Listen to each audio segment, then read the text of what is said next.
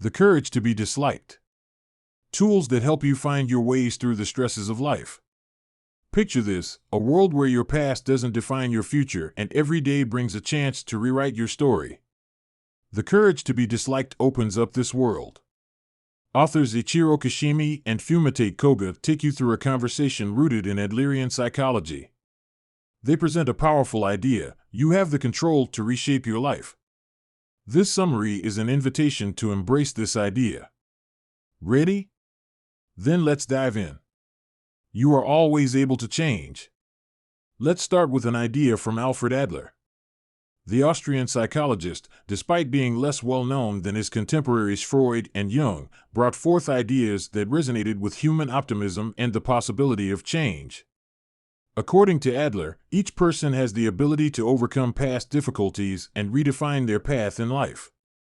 For example, consider a child who has endured bullying.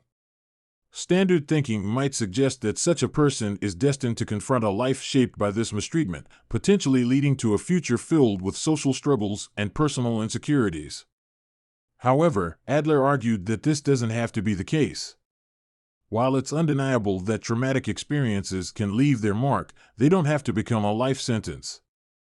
Adler's concept of individual psychology centers on the idea that people are not merely products of their environments or histories, but are capable of interpreting, reframing, and reacting to these factors in a way that allows personal growth and change.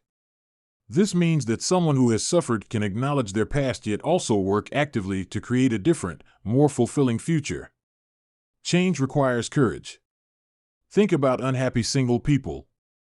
They might have been alone for years, but can't muster up the courage to get out there and meet new people. Networking and socializing are too much for them, let alone dating. This happens because they're set in their ways and attached to a lifestyle of solitude and unhappiness. Deep down, they believe in the saying, "Better the devil you know than the risk of getting hurt." But they're wrong. You see, we all know optimists and pessimists, and we might think that their personalities are fixed. Traditional psychology has encouraged us to think like that. Adlerian psychology, however, doesn't take that approach.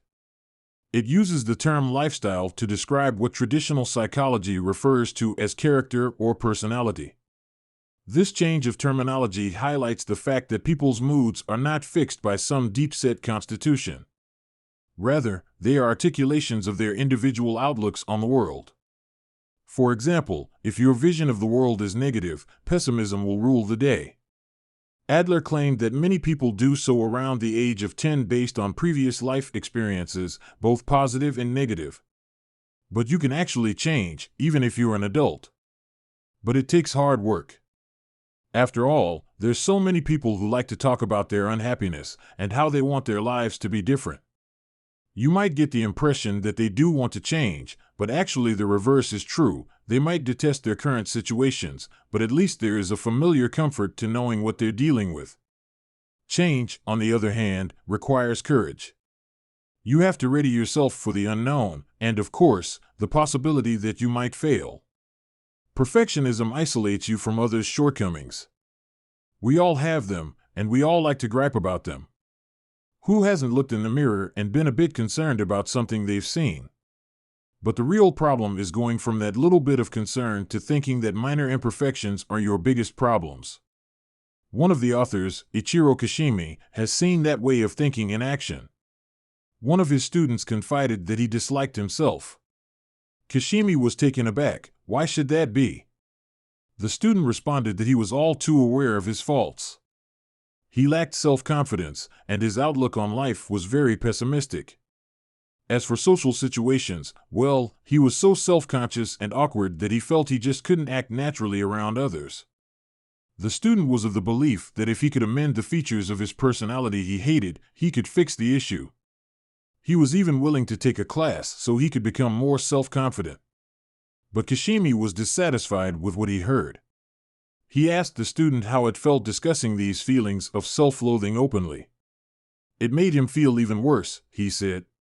What's more, he claimed he now understood why nobody wanted to spend time with someone as awful as he was. And there, for Kishimi, lay the answer to these feelings of self-loathing. As the student was exclusively poring over what he saw as the negative aspects of his personality, he had effectively created good reasons for isolating himself. Think about it. People who retreat into themselves often do so because they don't want to be hurt by others. The irony is that by distancing themselves, they often come across as aloof and arrogant, hurting both themselves and others. But it doesn't have to be that way. All you have to do is accept that pain and exclusion are as much a part of life as joy and inclusion. Competitive societies are destructive. When you look at the way we've constructed the world, you'll see that society has placed a great premium on competition. It's how we promote progress. But there's a problem with that. Competitive mindsets can be harmful for mental well-being.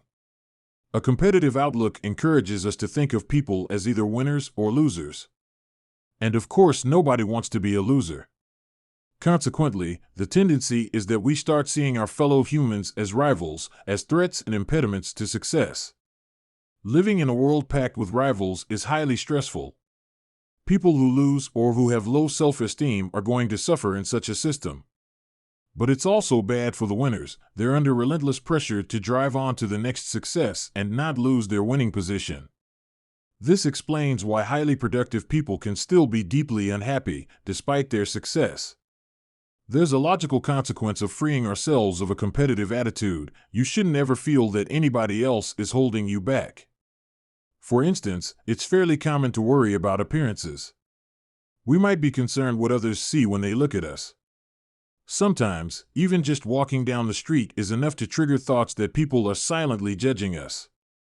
Of course, most of the time that's just nonsense. Most people just don't care that much how others look. It's all too easy to create a fantasy world filled with judgmental and scornful faces. But it is just fantasy.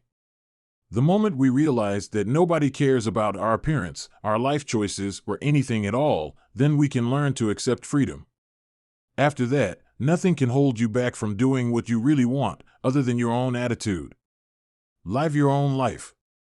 It's all too easy to get caught up doing some pretty awful things, just because you want approval. Bullying at school worked just that way. Half the people picking on the nerd were probably only doing so because they thought it would make them popular with the bigger bullies. But you don't have to live your life that way. You don't need constant recognition or approval from others. Just think of our education culture. It's almost entirely based on ideas of reward and punishment. Ever since we were very young, we were taught that if we did something well, we would be rewarded.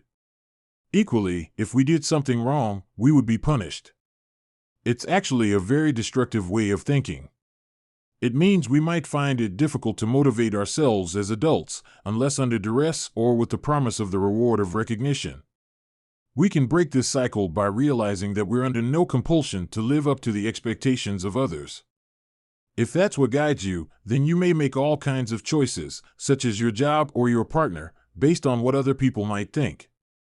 For instance, families often pressurize adolescents to take up particular kinds of profession. It might have something to do with familial traditions or even societal expectations. The risk is that young adults may buckle under this pressure and end up in jobs for which they are wholly unsuited, leaving them unhappy and distanced from their true calling. That means you have to be ready to disappoint everyone, including your family, if you're going to make the life choices that really are best for you. In other words, you need to have the courage to be disliked. Empathize with others without trying to control them. Let's stick with the example of parenting. When a child gives up caring at school and starts getting bad marks, most parents tend to react by becoming stricter. They think discipline is the answer. Unfortunately, that's precisely the wrong thing to do. Meddling in other people's lives gets you nowhere. That's because each one of us has to learn to take responsibility for our own actions in life. For example, if a parent starts pushing a child to work harder in school, the child's not going to learn to love studying but just follow a routine. There's little difference between this sort of interference and outright control. It doesn't show concern, just that someone is trying to push an agenda promoting his own interests. So, in this example, the parents of the pupil may actually want their child to get good results as an indication of their successful parenting for themselves and for the wider community.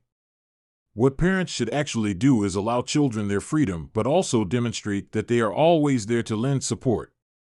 This sort of parenting will result in children who are more independent and mature, but who will come to love learning. With all that said, it can be hard to recognize that you're interfering in other people's lives and that you need to change how you interact with others. After all, we're so used to considering people who are close to us, whether that's children or partners, as little more than appendages to ourselves. That means that what we think of as support often ends up being self-interested manhandling. Imagine your partner is unemployed. You might come up with a strategy for your partner that leads to a specific employment opportunity. You might even coerce them into following it. But that's not true support. In reality, you have to learn to empathize with others without trying to control. That means loving someone in spite of imperfections, and that includes the inability to land a paying position. Don't inflate your ego. It's common these days to feel isolated and alone, as though you were somehow cut off from society. But that's not true. All humans are inherently part of a broader community. According to Adlerian psychology, this idea of community is of central importance to humans. That's not all that surprising at first glance. But Adler went one step further. For Adler, community doesn't just consist of those we spend most of our time with, or people who live on the same block. Adler, rather, advocates what he calls a global community. This encompasses everything and everyone, any plant, mineral, or animal across the entire universe. The idea is that humans should be able to find fulfillment through developing themselves as part of this all-encompassing realm. As soon as we realize how we might fit into this grand scheme, we'll start to act differently. We'll begin to pay more heed to things around us and begin to care a little bit more. And this is when change happens. It occurs because we each realize we're not actually the center of the universe around which all else revolves. Of course, it's quite natural for people to see themselves as the main protagonist in their own lives. The problems emerge when we draw the false conclusion that we're even bigger than that. If we do start thinking that we're the grand high admiral of the cosmic expanse, then inevitably we'll interact with people only thinking in terms of what they can give or do for us. There's no reciprocity. Attitudes like that will only lead to frustration, as nobody is actually that important. An ego that big can never be sated. That's why we've got to flip it. Don't think in terms of what the world can give to you. Expectations like that will get you nowhere. Think about what you can give to the world. Self-obsession results in a loss of perspective. It's a trap we're all familiar with, but really there's no need to spend your time thinking of yourself as an aggrieved victim. After all, even if you encounter a couple of people with absolute disrespect, most folks are still pretty swell all in all. This way of thinking where we're the victim often emerges when we become overly fixated on ourselves. Self-obsession leads to loss of perspective. It's a world of warped subjective realities where negativity is allowed to dominate. For instance, it's not uncommon to hear people declare that nobody loves me or I always lose. But what they actually might be doing is looking at isolated unfortunate incidents and extrapolating. On a related note, people who stammer are of particular interest in Adlerian psychology. According to the theory, many begin to stammer in the first place because they are worried about how they talk. Maybe someone said an unkind word to them at some point. From this one encounter, they think that they are under constant threat of criticism. This worry only makes them stammer all the more. Those who stammer might reach the conclusion that they'd do better if everyone were kinder. But of course, most people are kind and aren't inclined to tease stammerers. So, based on Adlerian psychology, the solution lies within the person who stammers. They should stop focusing on themselves and their fears and become interested in others. There are other effects that arise from self-obsession. Becoming a workaholic is one such problem. Think about it. Work is one way that people get respect and attention in our society. So if people are putting work above family and friends, that means they'd much rather have affirmation of their own abilities than engage with others. It's actually pretty selfish. From all these facets of Adlerian psychology, we can start to draw some conclusions. If we want to achieve happiness, then we have to make some subtle changes in our way of thinking. First off, we need to become more independent, reduce competition, and worry less about others' approval. Conversely, we need to learn not to place ourselves at the center of everything, think about how we can contribute to the community at large, and stop selfishly self-obsessing. It might sound like a tricky balancing act, but it can be done. Final summary. You shouldn't feel like you're stuck being who you are. In fact, people can change and develop as much as they like. However, that can mean getting hurt and disappointed in the process. Success and enjoying life is not beyond reach. By learning not to care too much what other people think or about what they want us to do, and by focusing on our contribution to the global community, we can find fulfillment.